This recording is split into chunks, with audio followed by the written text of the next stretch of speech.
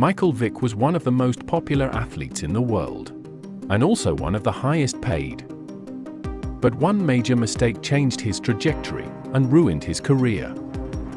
Let's take a look back at the shocking incident and find out what actually happened. With the first selection in the 2001 NFL Draft, the Atlanta Falcons select Vick, quarterback, Virginia Tech. Michael quickly established himself in the NFL as an elite player. He garnered tons of attention for his explosive rushing ability in the quarterback position.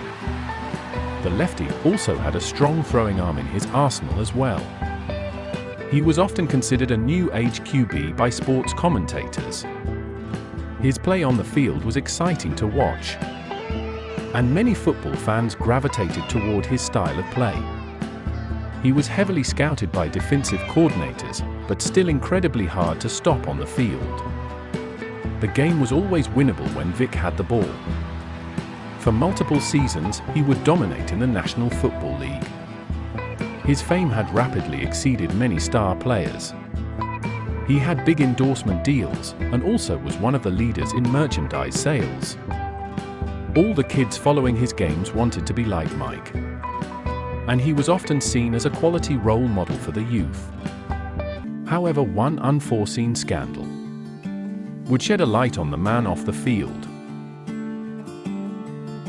Michael's cousin Devon was arrested on drug charges. When in police custody, he provided standard information for their police records. For his current residence, he listed an address which was a property that Vick owned in Surry County, Virginia. The police went even further with their investigation of the drug bust. A search warrant was granted and executed on the property he had listed. What the police would find was shocking to say the least. Authorities searching the property found things that would indicate dogfighting had taken place, such as blood-stained carpets. This led to probable cause for another warrant to further investigate what was going on at this location.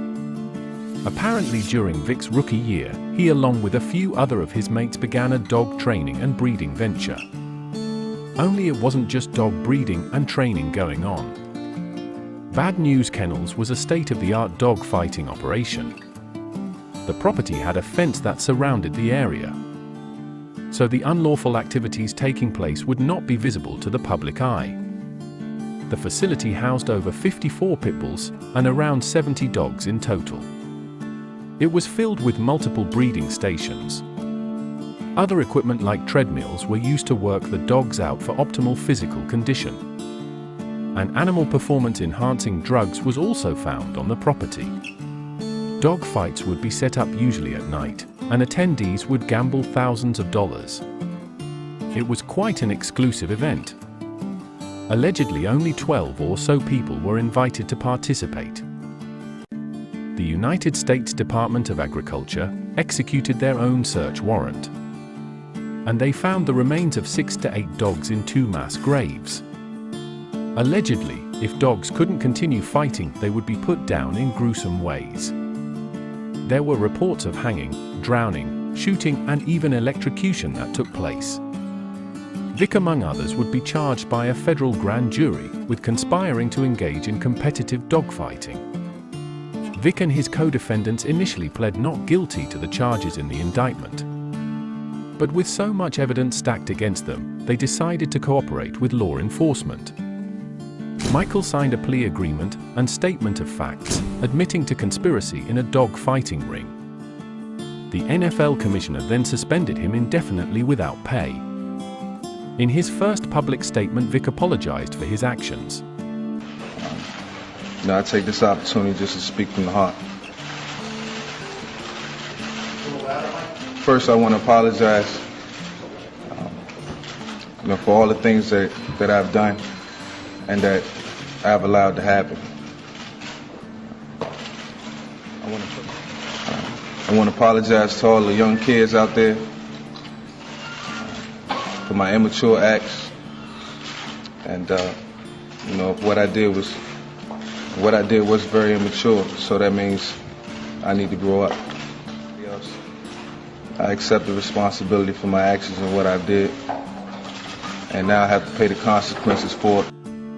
Vick still, however, was sentenced to 23 months in federal prison. Companies that were proud to sponsor Vick now wanted nothing to do with him. Due to his inability to pay financial debts, Vick resorted to filing for bankruptcy. While in prison, his career was up in the air. His talent was unquestionable. But would teams want to hire the man at the center of so many negative headlines? These dogs have no one to speak for them. They have no voice. All they can do is bark. So it's up to us to be their voice. Now, Bruce, I just want to get your initial reaction because people are talking about Michael Vick's future. The NFL Commissioner Roger Goodell has said he wants to hear some remorse. What do people appear to think about this? What are they observing for, and what would they like to hear from Michael Vick before this guy resumes his career making millions of dollars? Well, I think people need to, we hear the phrase dogfighting, and people need to understand just how gory this activity is, and the fact that Vick actually took it even over the top. I mean, dogfighting at its most basic is two animals put in a ring who rip one another to shreds. Michael Vick would take the losing dogs and hang them and laugh as they struggled. He would electrocute them, he would drown them.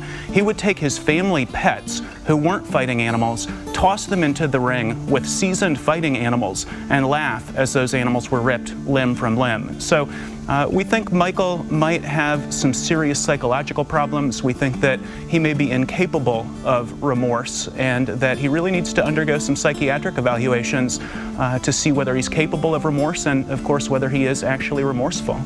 Once released from prison, Vick did get another opportunity to play professional football again. No matter how well he played, Michael's legacy was forever tarnished after the shocking news was uncovered. Years later, known dog lover Shannon Sharp interviewed the fallen superstar on his podcast. You could have had a car dealership, you could have had about 5 or 6 McDonald's, you could have had franchise after franchise. You get that money. What made you to think to say, you know what, I want to do something that, I don't know if you thought that what you did was that harmful, but I'm saying a dog fighting ring, that's what you probably got 25 million to sign. That had nothing to do with any of my friends. That was you? Yeah, I mean, I grew up under that. So like, I grew up seeing that, grew up watching it. So it just never, like, I still had the hood in me. You're right. I still had the hood in me, and it's like, yo, we're gonna stay true to our roots. Mike, you worked your ass off. You had a lot of homeboys that didn't work as hard as you and stayed there. You worked your ass off to leave there in order to just to go back. Yeah, but nobody never to visit. Nobody never went to prison though. What do you think about this story? Were you a fan of Michael Vick? Did you still support him after the shocking news? Should he be forgiven for the despicable act? Leave a comment below and let me know.